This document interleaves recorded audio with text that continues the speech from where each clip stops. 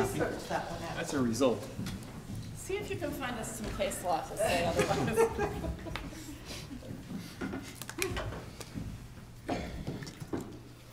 All right, we're back in session after that break. And let's go back to item number 7, park impact fee analysis, please.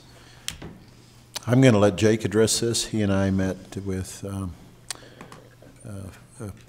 specialist from Lewis Young and had a conversation, but I'd like Jake to report on it. Yeah, you guys remember Fred Philpott? Yes. You guys remember? Yeah, good old Fred. So he's the one that we talked with. And he's familiar with this. We kind of went over it with him.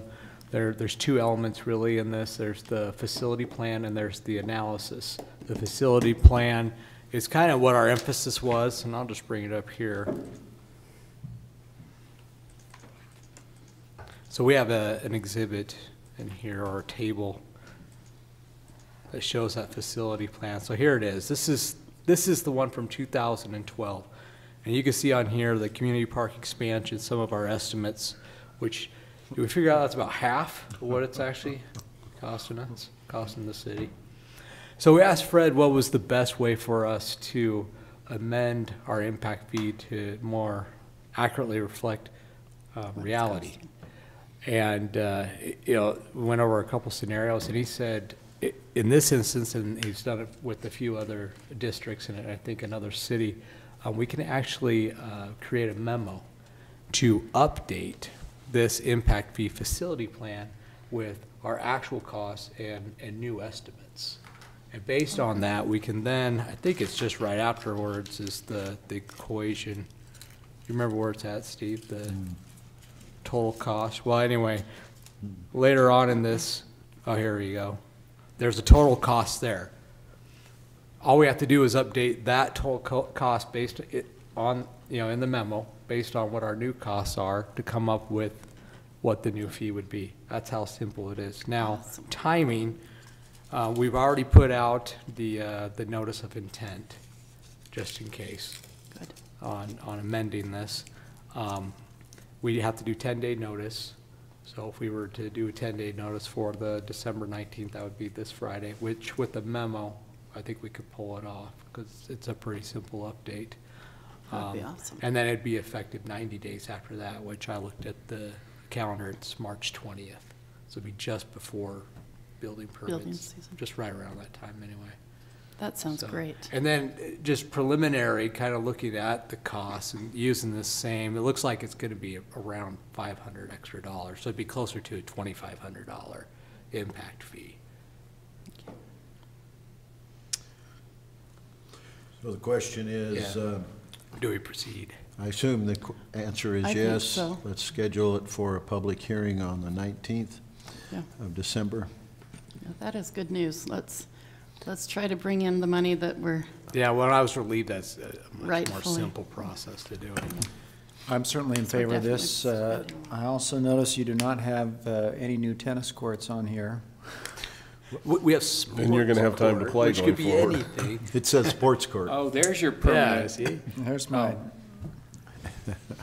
So, No, we thought if you want to make this as quick as we can, we just deal with the cost estimates. And Yeah. let's And, not try and really, to- when we had the community park expansion online, we could then do a full update because it's based on level of service, and our level of service is developed acres per 1,000 residents.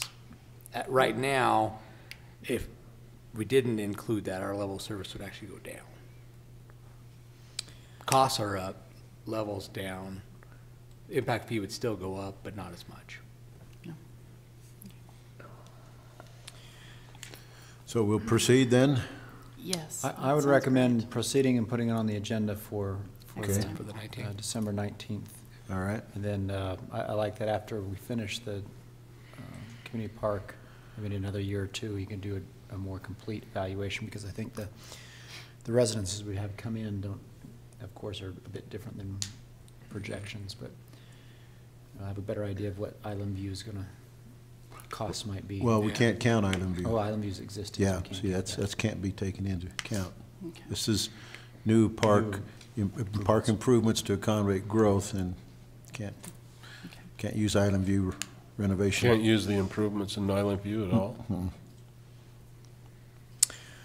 Okay, so let's plan on that for the December 19th. Okay. Okay.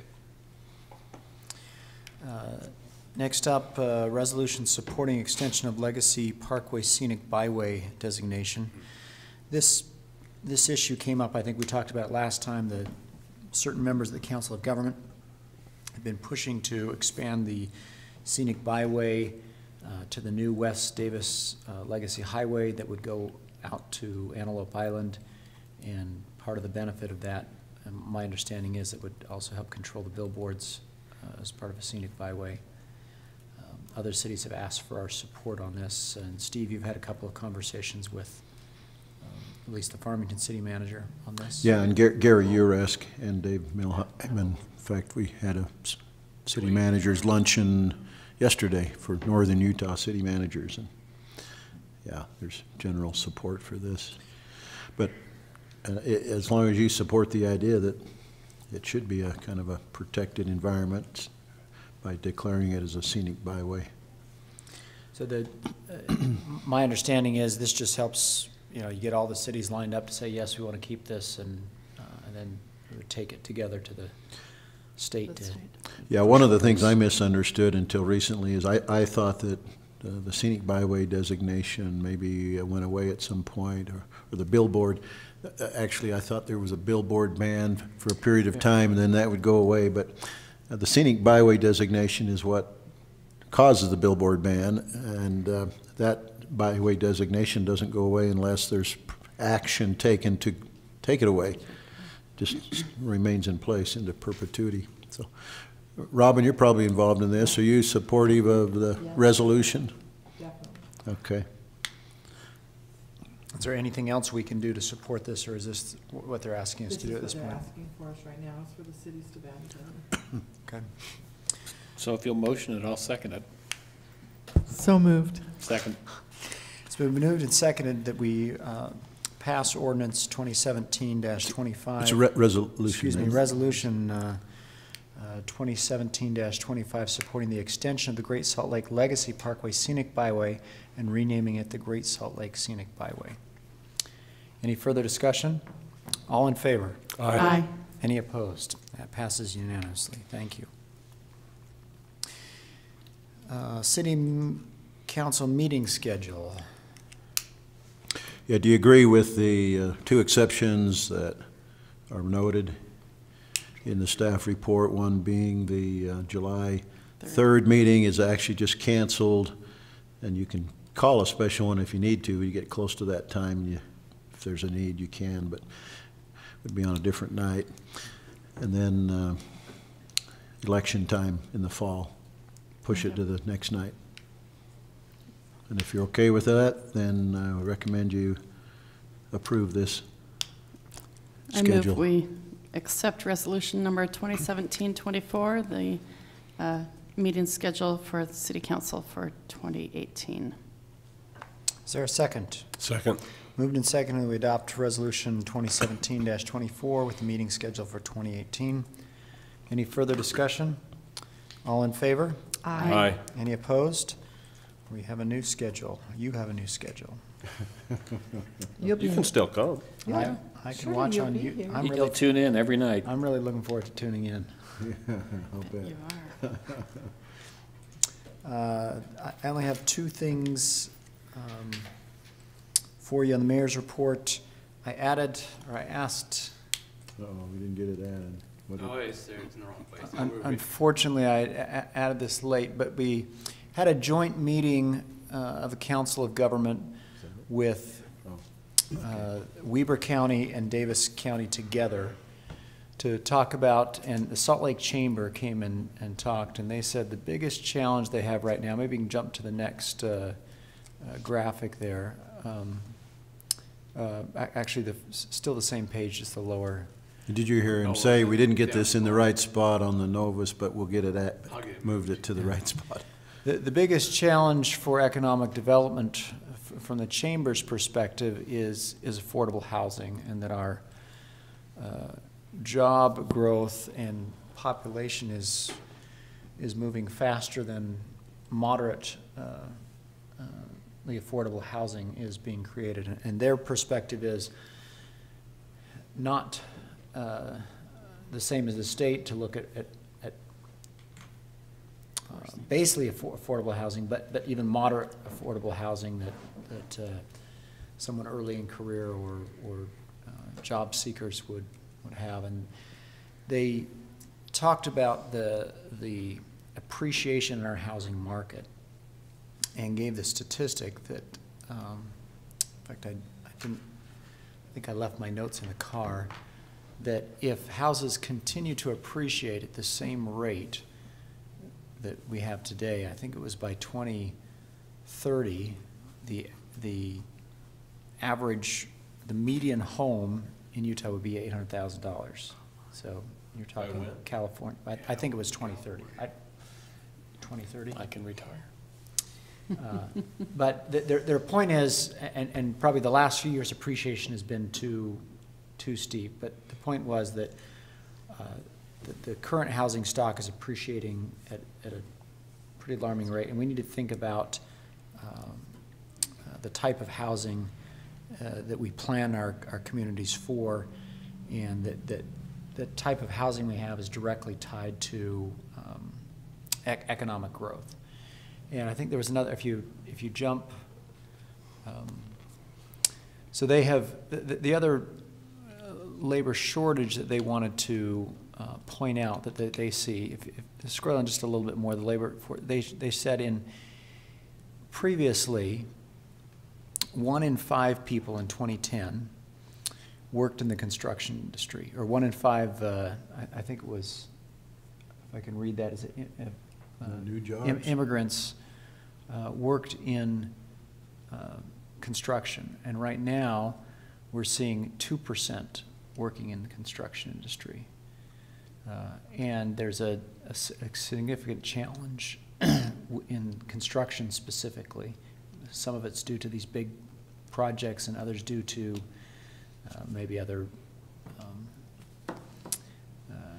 labor regulations, et cetera, but there's a real challenge, and it's causing construction prices to go up, and the demographics of our labor force is changing significantly, and they wanted people to be aware of that.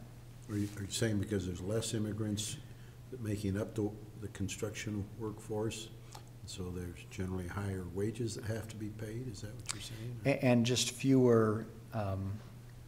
Gloria's altogether. Correct. Before the statement, I'll just read that. Before 2010, 1 in 5 immigrants in Utah worked in the construction industry. Currently, only 2% of Utah's foreign-born population is in construction. So that's a big shift in our demographics. So their point, if you jump to the next page, is, hey, there's just the median housing price.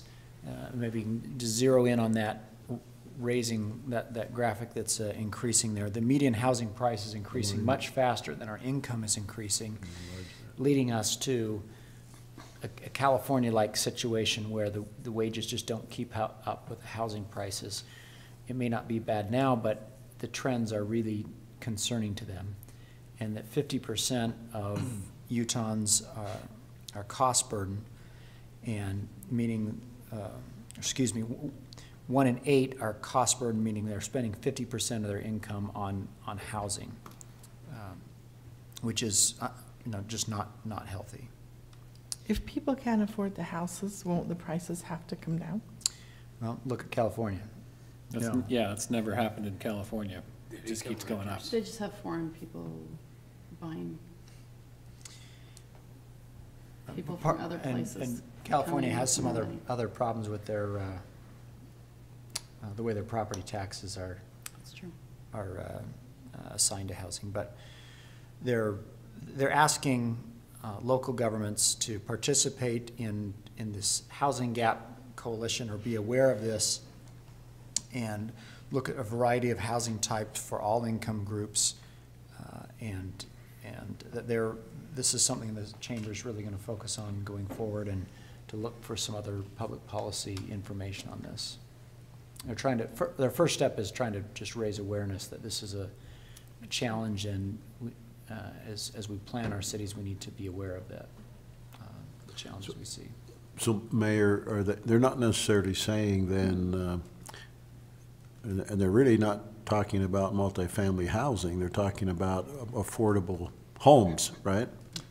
Correct. They're saying there's not a one-size-fits-all. They're not saying go build a bunch of multifamily housing or build this, but we need to start thinking about how to handle housing that's close to jobs, and some of it may be more multifamily housing, some of it may be smaller lots and more affordable single-family homes, which there's a high demand for, but transit is related to that too. But to think about the changing workforce and as we plan our cities. So at this point, they're not asking us to pass anything or have any specific requests other than to be aware of this and that this is a big problem and to participate in the discussion about how to solve the problem long term. So I'll share that with you, and then also wanted to let you know that, well, you'll see it tomorrow. At the Christmas party, we're going to recognize Matt Layton, who received a certificate from the governor, or the lieutenant governor, for his volunteer work on the baseball program.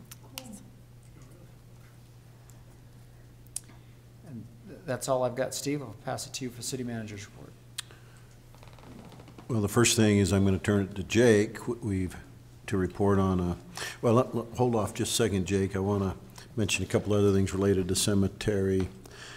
We have gone ahead and identified in the current cemetery a handful of spaces that Bruce is confident are available. So we have a small inventory that we can sell for immediate need to residents only. And we are putting that message in the newsletter for December, and we've also are getting that word to the mortuaries in the area, so that because they may be under the assumption that, hey, there's nothing in Centerville, but there is under these very limited terms. So sorry, I'm not well prepared to tell you how soon is Bruce going to work through the rest of the cemetery and identify the other spaces that are there, but he's identified at least a handful that will. Handful means 4 or 5, or I think it's more like 20 or 30. 20 yeah. or 30. Mm-hmm. It's a pretty good handful. Yeah. Yes, big chance. Remind me, what did we decide on the roads? We haven't. Can't Well, we aren't. yet. Staff's recommendation is not to take out the roads yet, that there's other things to do first. such as Yeah, and whether we find ever open take out the spaces. roads, I don't know. We're buying some time with this this other approach right now, but we also have are looking at other big picture options, second cemetery options, and that's what I want Jake to speak to. A conversation he participated in this week. All right. Last week. Yeah, it was last week. So I actually had a conversation with Assistant City Manager Gilbert, right? Gilbert, Arizona. Yeah, right, at Gilbert, Arizona, just south of Mesa. And they entered recently into a public-private partnership with a funeral company. So kind of talked with them, asked them how the process went, how the lease works, and he explained it to me. So they had 22 acres of public property, and they leased it to a private company for 99 years. And part of that is this agreement in the lease to, one, they have a revenue participation. The reason behind that was they felt that if this funeral company, which they would get a lot of money, we've been told that's one of the best businesses to get into when it comes to land. If they had a windfall, they felt like the residents of Gilbert should get some of that. So some of that comes back to the city. They also have an endowment fund, and that's similar to our perpetual care fund. So a percentage of what's paid to the funeral company goes into this endowment fund. And so the idea is at the end of the 99 years, they'll have collected enough that when they hand the cemetery back over to the city, they also hand over this endowment fund, which should be enough to maintain the cemetery in perpetuity. And then there's also a maintenance standard. So there's a certain level that they have to keep the landscaping at this cemetery.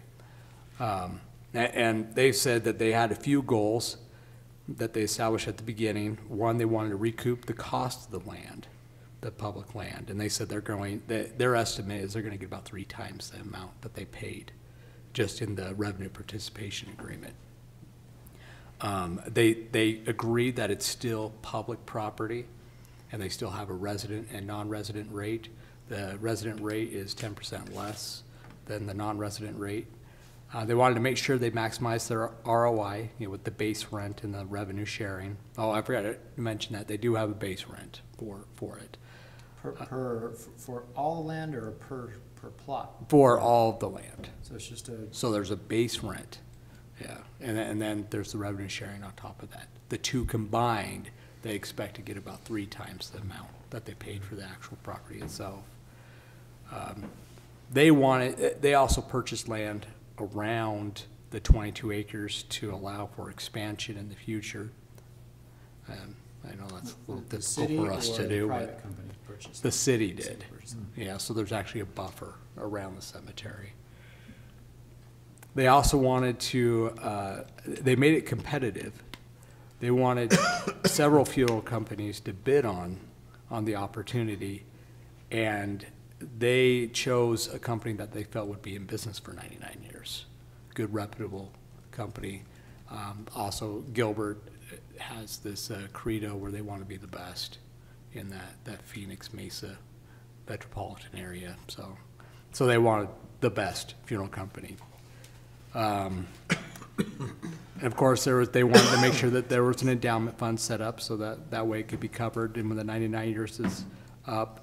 And and also they wanted to make sure that the rights to a future crematorium was included in this agreement.